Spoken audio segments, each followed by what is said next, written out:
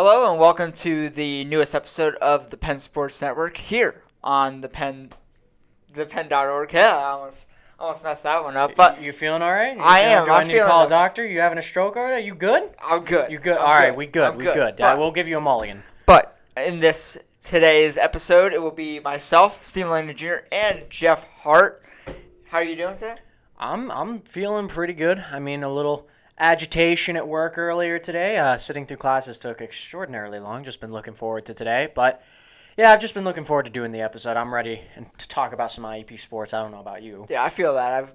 I was in class for 6 hours today, so not really the best of times. But, anyway, getting enough with our, personal problems and everything like that. Let's talk about IUP sports, IUP basketball. The women's team split the series, 1-1 last week.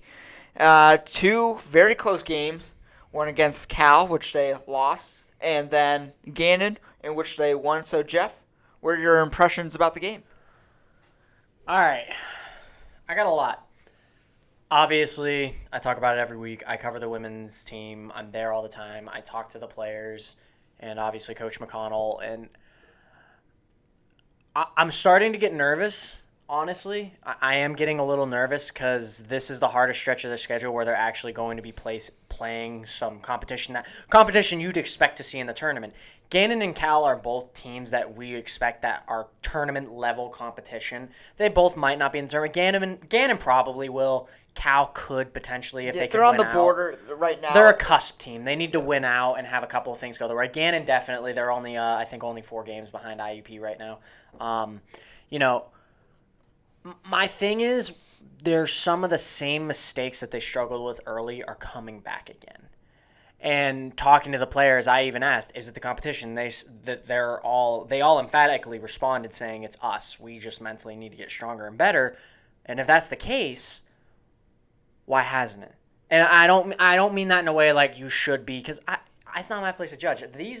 These women are some of the best athletes on the planet. I don't care what anyone says. If you are playing Division II, Division I, pro, semi-pro, you are some of the best athletes on the planet, and especially for such a great school athletic program like IUP has. They're up there as some of the best, okay?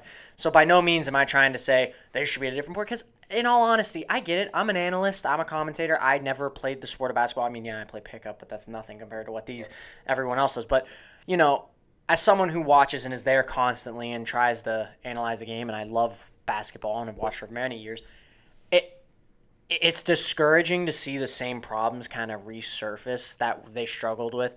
I mean, commentating the game with Trevor Craddy, he brought up the full-court press, and some people talked about the full-court press. I don't think that's it anymore. My problem is turnovers and the way the turnovers are happening, which is just making bad passes or reading the passing lanes wrong or being incredibly predictable with where you're going to be placing the ball, like looking at that place, like turning your whole body and just telegraphing what you're doing. So that's something, because in the Cal game in which they lost, they had 21 turnovers after coming off a season low 7. Then in the Gannon game that they won, they still had 15. They had a 3.5-minute stretch where they turned over the ball 5 times. At the end of the game, Gannon had a chance to come back. I think it was a 5-point game at that point with like less than a minute to go, and IUP got the ball after Gannon missed a shot, and I go, okay, cool. We're just going to run the clock down, get it down to like 40 seconds. Even if we don't get the basket, the odds of them taking this away are unlikely. Rachel Fink gets the ball and throws it and turns it over, like passes it and just turns it over, and I'm like, oh man, like this might be happening. Like Gannon could come back if they hit a shot here, because then even if IUP runs down the clock, they'll still have time for another possession. Like, turnovers are something that keep happening, and they're making me a little uncomfortable as far as that goes. And what's also making me uncomfortable is the lackluster starts this team likes to have at the beginning of games. The Cal game was the lowest scoring first quarter they've had all season, where Cal put up 10 and they put up 6. Well, these last 2 games have been very low scoring for both teams, really. IUP's used to scoring anywhere from 70 to 80 points, it seems like, per game, and holding opponents to 60. They're holding the opponents to around the average. It's just that they're not scoring as much as they have been in the past. And the other main concern along with turnovers is overpassing the ball. I talked about it a little before this week, and this week has only solidified my stance on that. Teammate, giving it to your teammates, team chemistry, awesome. Probably the best thing you could ask for. When you look at the assist column, like I always talk about on the broadcast, assists, rebounds, and free throws often determine who wins the game because rebounds shows that you're hustling, you're getting second chances, assists show that you're moving the ball well, and free throws means you're taking advantage of easy points, right? I saw there were 2 occasions in that game, one of which, and I talked to Mo about this, our boss here at the Penn. I also talked to Randy Jessic, Dr. Jessic, about this as well. There was a moment where Lexi Griggs had the ball inside. The ball was thrown to her inside. She had it in the paint. She had 2 defenders behind her, and she was facing the hoop. Had she just driven to the hoop, she had a wide open layup. And this is during the Gannon game. She got it, immediately went to pass the ball out to the perimeter. And I'm sitting there going, what are you doing? You had a wide open lane to the hoop. The basket was open right there. Like, even with the 2 defenders, they were behind you. You had better body placement on them.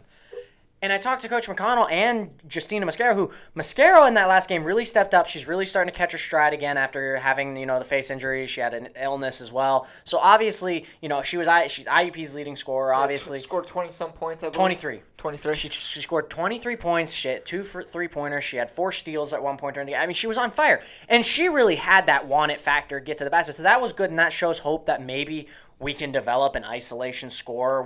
But what I worry about is sometimes, and I talked to Coach McConnell about this, when you're being D'd up against teams that know how to shut down your three-point game, because we've seen every team they've played have just focused in on Courtney Alexander and Natalie Myers because they know if they get left open, they will drain it. Natalie Myers shooting 55% from 3. You can't leave them open. I believe they only had something like 6 3-point attempts through maybe halfway through the third. Yeah, or something like that, and they only made one of them. Yeah, it was not a good 3-point game. They've had a couple poor ones, but that's just because I attribute that to the defense personally from what I've seen.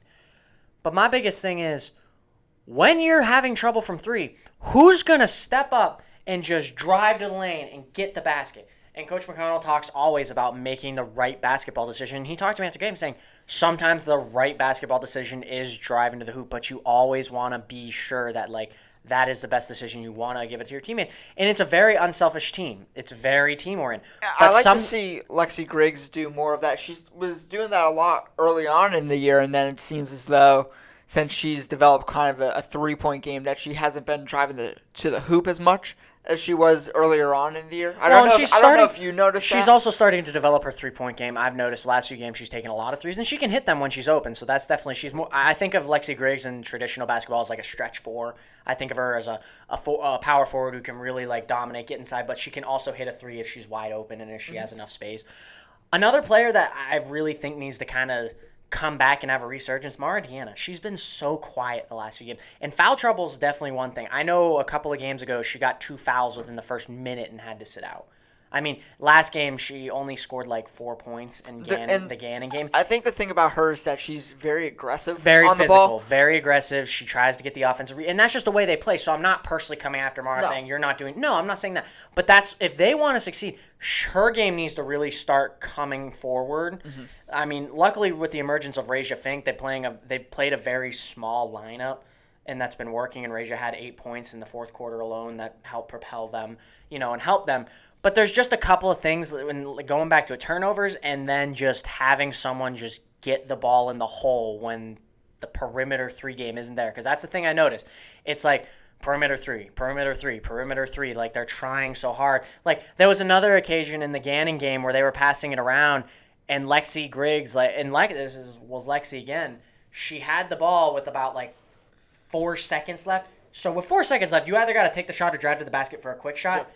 She passed it. She swung it back out to Courtney Alexander, and Alexander had 2 seconds, and she didn't know what to do. So she just I think it was a 24-second shot clock violation, and I was like, well, yeah, it wasn't going to be a good shot, but you're kind of leaving your teammate out to dry at that point, hanging them out to dry because you're not giving them enough time to get their own shot off. So it's just those are 2 problems, just the turnovers, and just Now, I don't want to call it an eagerness because I think any player has the eagerness to want to score when called upon. It's a very unselfish team, and they're a very successful team. I'm not saying that. But what worries me is, like we saw in football, they beat up on a lot of very lackluster competition for a majority of their season so far, and now they're starting to really get into the meat of their schedule before playoffs, and they're starting to struggle a little bit. Right now, they took care of the two biggest opponents of their entire year in Cal and in Gannon. But now they're going to have to go up against Embro, who's 11-6 in the PSAC, and they're no joke either. Mm-hmm. And this game could, if they do win, I believe would clinch the first spot in the West. One more win or a Gannon loss will guarantee IUP their third straight PSAC West title. So obviously they're sitting comfy, they're sitting good. They've clinched everything up.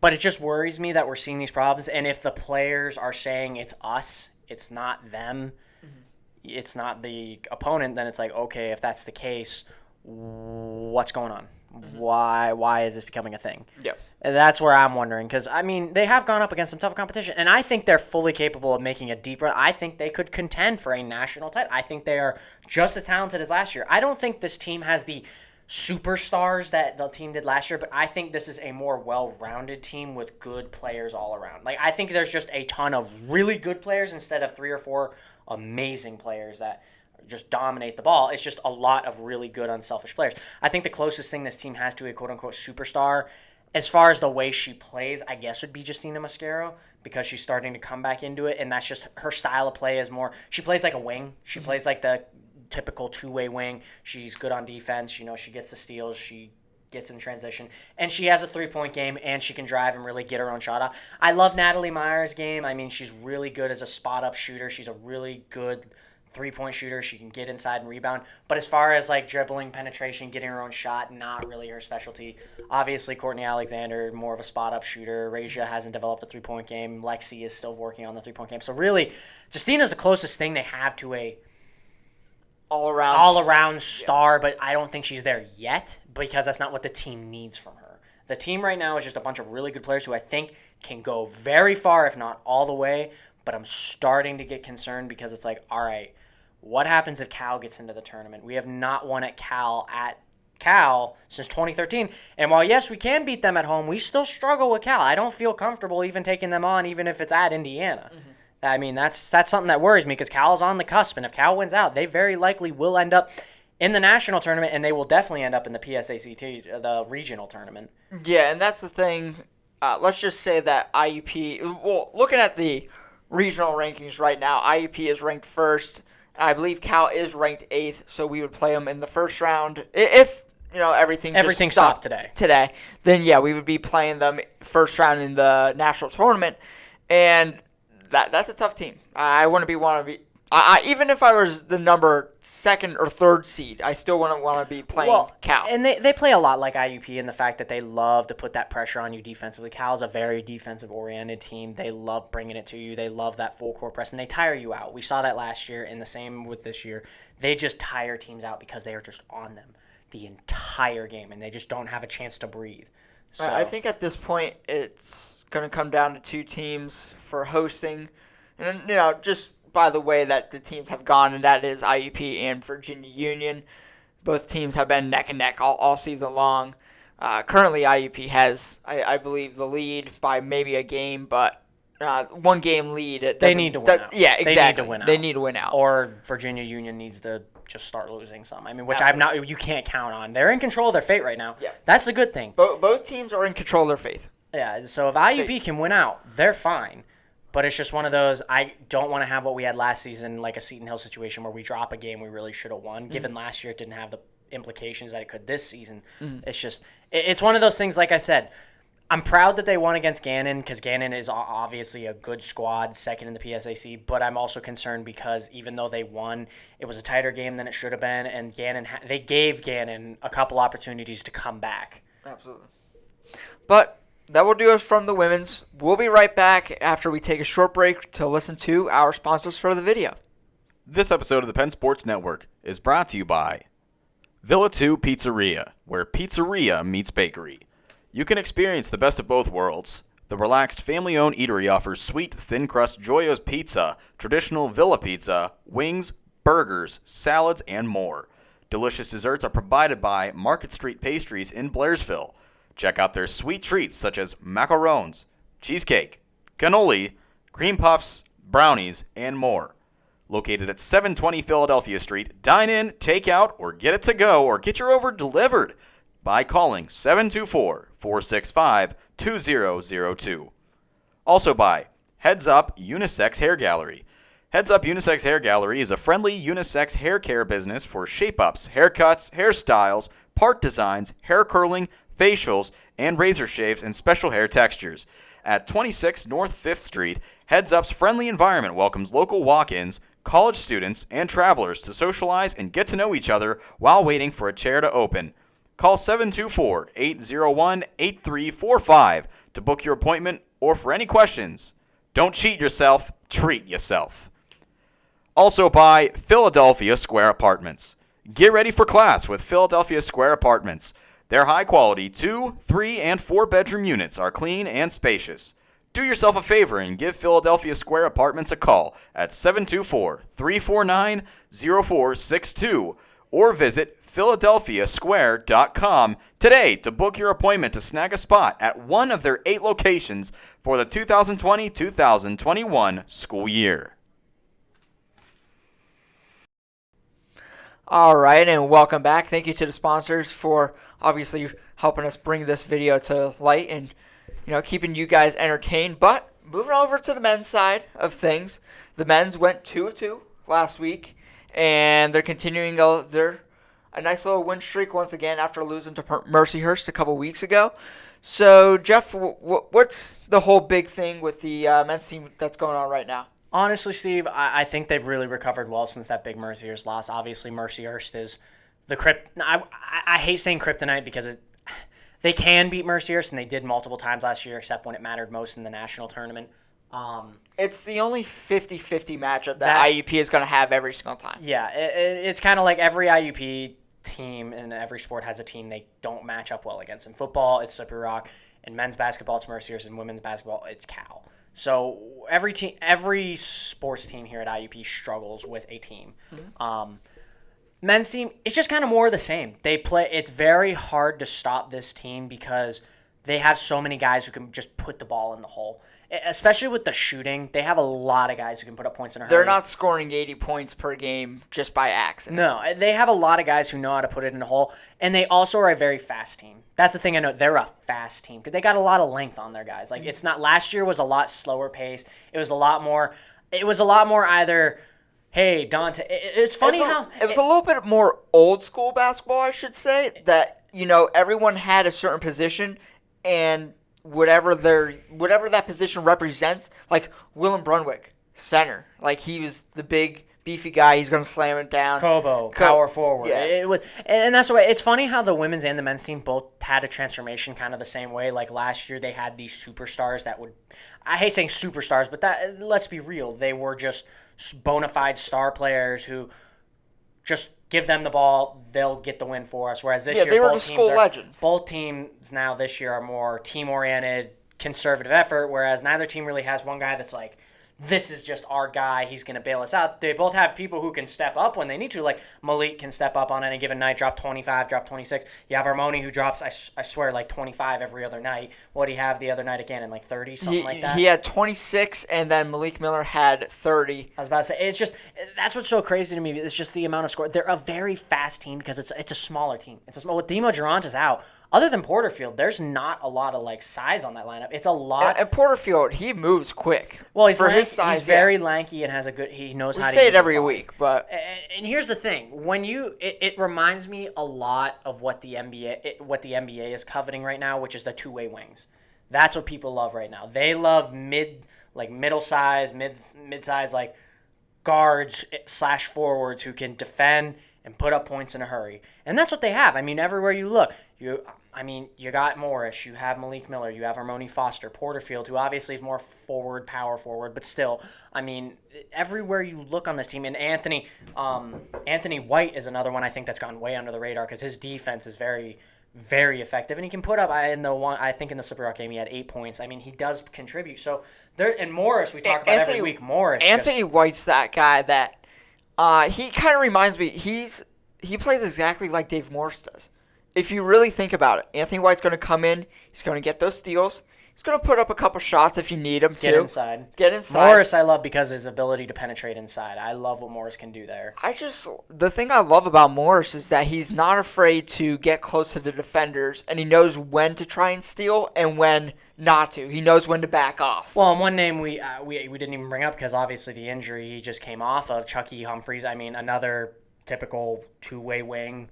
Defense especially, he can get some emphatic blocks. Obviously, just kind of I think of him as like the heart of the team. Very just big play. He makes the big plays. The team is ranked, I believe, 7th in the nation as far as blocks per game go, and you can obviously tell just by Armoni Foster had 2 blocks on the first possession last week. So it's not just the bigger guys that are getting the blocks. They're all getting involved, and it's a very, like I said, hustle-oriented team. Coach Lombardi has these guys moving out there. They're playing physical. They're getting in your face. They play very physical for a smaller squad. And, I mean, given it's Division II, so obviously it's not a bunch of 7-foot guys. But still, compared to last season, it's a much smaller lineup, and they're playing more like they're getting physical, like they're a bigger bully lineup. I just like the communication that's involved, even the nonverbal communication. For example, Dave Morris got a steal, and he was on the ground, and there was a Gannon player that was on top of him. And Morris couldn't reach the ball. So he told his players, I can't reach the ball. And I believe as Armoni Foster ran over, picked the ball up, and they had the fast break opportunity and scored some points. Well, and the thing I like is this team. Last year, I even said this, and I talked with my father about it, who commentated for Slippery Rock years ago when he was in college. The team stalled out offensively sometimes last year when they just gave it inside to Kobo and said, Kobo, take us home. You know, we're not hitting our shots tonight. Kobo, get it inside. That's where they got in trouble. That's where they got in trouble last year because the offense would stall, and we saw that because they had Jason Massey who could match up well with him, and Merciers and match up well with Kobo and play defense on him, and Kobo couldn't bail him out. Because that's last year stalled because when Dante wasn't hitting his threes and Kobo wasn't getting his mid-range game going, if those two weren't working, the team was losing that night. I don't care what you were going to say. If Kobo was getting D'd up well and couldn't get his mid-range going and Dante wasn't hitting his threes, the team was not winning that night. And that's the one thing I like about this team. If Malik Miller isn't having a good night, then Armoni Foster's going to have a good night. If both of them aren't going to have a good night, then it moves on to the third person. It's either going to be Porterfield or Morris, who seems to be stepping in. It's a lot of guys. Just like the women's team, I see a lot of guys who can put up like 8 to 10 every single night versus 3 or 4 players who put up almost 20. It's like the whole team. Almost everywhere you look can put up 6 to 10 on a consistent basis.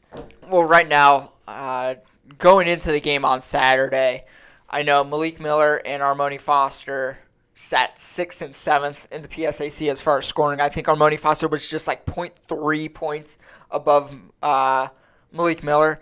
But overall, it's been fantastic. The one thing I want to talk about really quick is the regional rankings, because right now that's huge. That's one of the things that everyone's looking at right now.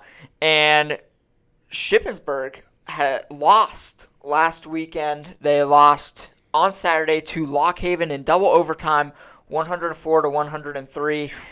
And right now, that puts Shippensburg down the totem pole a little bit because they were sat in second place going into those games.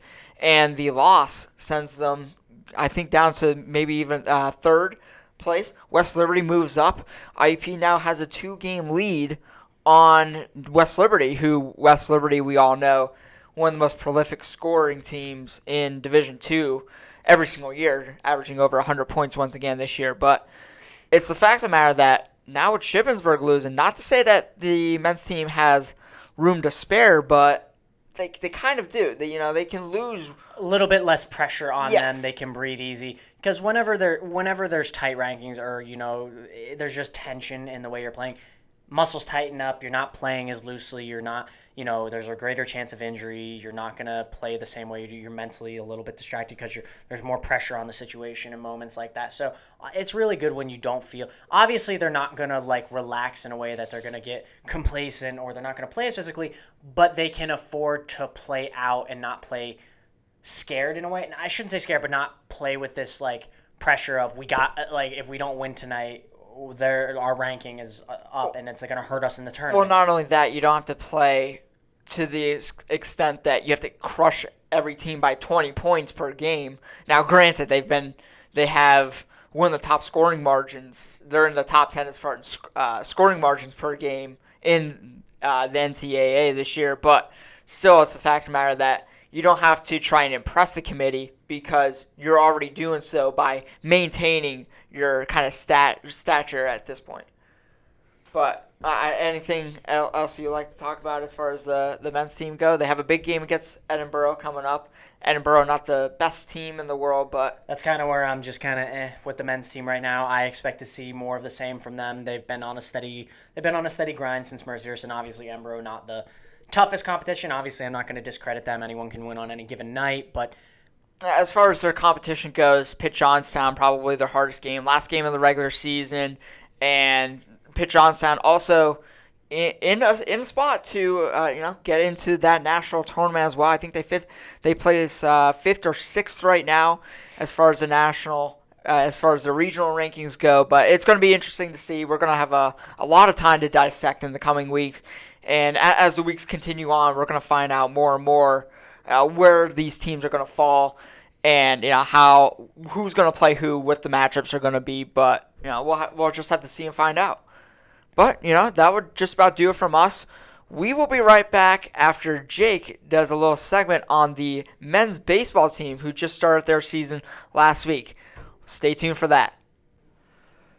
The IUP baseball team opened their 2020 campaign with a 4-game weekend series against the Lenore-Rhine Bears last weekend. And while it wasn't the result most were expecting out of the series, IUP showed why they should not be slept on in the season. Starting in Game 1 on Friday, J.P. Pellis took the hill where he only allowed 3 earned runs in 4 innings of work. During the outing, he struck out 4 while only walking 3. Jason Wilbur finished the game in relief, throwing 2 innings and only allowing 2 hits. The Hawks' 2019 hitting champ Nick DeAndreth, now in his second season, went 2 of 4 on the day and stole 1 base, while second baseman Colin Williams tallied his first triple of the season. The Crimson Hawks, however, would fall in that game 5-2. In Friday's finale, the Bears kicked off the scoring in grand fashion as a double and 2 straight singles put Lenore-Rhine up 4-0 over IUP in the first. IUP's Marcus Sestra, Ben Teplin, and Austin Miller would plate 3 in the inning, beginning the Crimson comeback just a little bit early in the action. This was short-lived, however, as a bunt by the Bears' Stober plated a pair and an 8th-inning blowout left the Crimson Hawks down 12-4 at the end of the game. On Saturday, IUP looked to turn the tide and even the record. Action kicked off with Chris Eisel lacing an RBI triple to the opposite field gap, and Nick Hess bringing in Eisel with a sac fly. The Bears were once again plated 4 in the opening frame and 1 more in the fourth, and what was left was a 5-2 final, similar to day 1. Ben Hudak pitched a complete game, walking 2 and punching 4 Bears out. Game 2 was taken by the Bears in the early going. Lenore-Rhine's Fluno hit a 2-run home run in the second inning to add to their lead 3-0. The Bears would tally 9 runs in the 7th inning of the 9-inning contest, and IUP could only answer with a 3-run home run to left field by Eisel. This only putting a scrape into the Bears' lead, and they were able to sweep the Crimson Hawks, making them 6-5 on the year, while IUP started at 0-4. While this record may seem bleak, IUP still in the early parts of the season have a lot of talent on their team and have the potential to make a big comeback in the following weeks. The Crimson Hawks return to action on February 29th and March 1st in the East Stroudsburg Invite, where they will face Jefferson and East Stroudsburg in all 3 games, Jefferson being in the first. More baseball updates to come in weeks, and for TPSN, I'm Jake Slobodnik reporting.